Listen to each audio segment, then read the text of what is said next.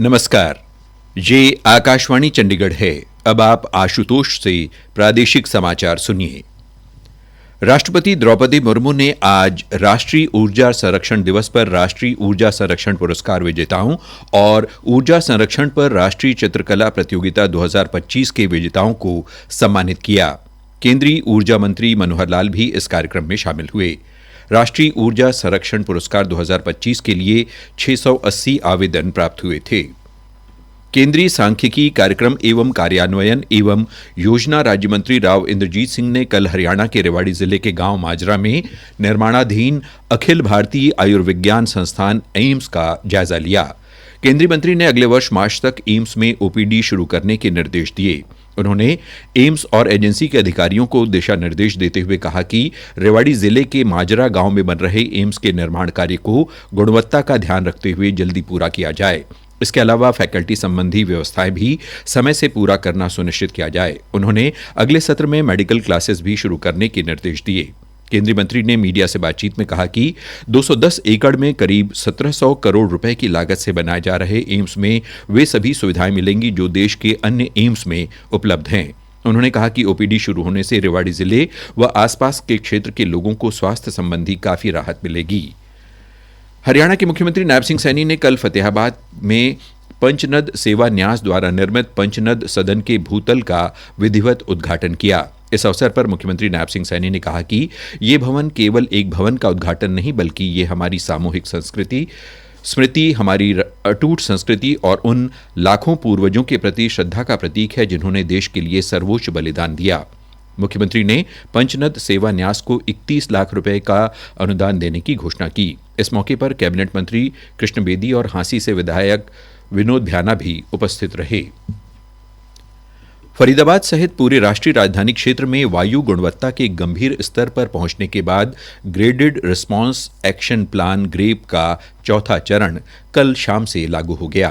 फरीदाबाद के उपायुक्त आयुष सिन्हा ने बताया कि ग्रेप 4 के तहत जिले में कई कड़े प्रतिबंध प्रभावी हो गए हैं और सभी संबंधित विभागों को सख्ती से निर्देशों का पालन सुनिश्चित करने के आदेश दिए गए हैं। बढ़ते प्रदूषण और वायु गुणवत्ता सूचकांक AQI के अत्यंत गंभीर श्रेणी में पहुंचने को देखते हुए ये निर्णय लिया गया है। उन्होंने कहा कि प्रदूषण नियंत्रण इस समय प्रशासन की सर्वोच्च प्राथमिकता है और किसी भी प्रकार की लापरवाही बर्दाश्त नहीं की जाएगी। हरियाणा राज्य विधिक सेवा प्राधिकरण हालसा द्वारा पंजाब एवं हरियाणा उच्च न्यायालय की न्यायाधीश एवं हालसा की कार्यकारी अध्यक्ष न्यायमूर्ति लीजा गिल के मार्गदर्शन में कल हरियाणा के सभी 22 जिलों और 35 उपमंडलों में जिला विधिक सेवा प्राधिकरण के माध्यम से वर्ष की चौथी राष्ट्रीय लोक अदालत आयोजित की गई। लोक अदालत में विभिन्न न्यायालयों में वाद पूर्व और लंबित मामलों की सुनवाई के लिए 192 पीठों का गठन किया गया था। कुरुक्षेत्र के सामला गांव में स्थित जिंदल हाउस में कल सांसद खेल महोत्सव के तहत पोलो के खेल मुकाबले करवाए गए। कुरुक्षेत्र लोकसभा क्षेत्र के सांसद नवीन जिंदल ने इस मुकाबले में भाग लिया और खिलाड़ियों का उत्साहवर्धन किया। खेल मुकाबलों की शुरुआत राष्ट्रगान के साथ की गई। कैथल और कुरुक्षेत्र के बीच 45-45 मिनट के 2 चरणों में पोलो खेला गया। इस खेल में सबसे कम उम्र के 10 वर्षीय युवा खिलाड़ी वीर शेरगिल ने भी भाग लिया। कुरुक्षेत्र टीम की अगुवाई कप्तान नवीन जिंदल ने की। 1.5 घंटे तक चले इस मैच में कुरुक्षेत्र की टीम ने कैथल की टीम को 7-4 से हराया। मौसम विभाग ने हरियाणा और चंडीगढ़ में आज और कल कुछ एक स्थानों पर घना कोहरा पड़ने की संभावना जताई है। विभाग ने कहा है कि अगले 24 घंटों में न्यूनतम तापमान में 2 से 4 डिग्री सेल्सियस की क्रमिक वृद्धि होगी और उसके बाद राज्य में कोई बड़ा बदलाव नहीं होगा और अगले 7 दिनों तक मौसम शुष्क रहेगा। जींद से हमारे संवाददाता ने बताया है कि आज अलसुबह आसमान में गहरा कोहरा छाया रहा जिसके कारण आवाजाही में आमजन को भारी परेशानी का सामना करना पड़ा और राष्ट्रीय राजमार्ग 152D पर अनेक जगह वाहन आपस में टकरा गए।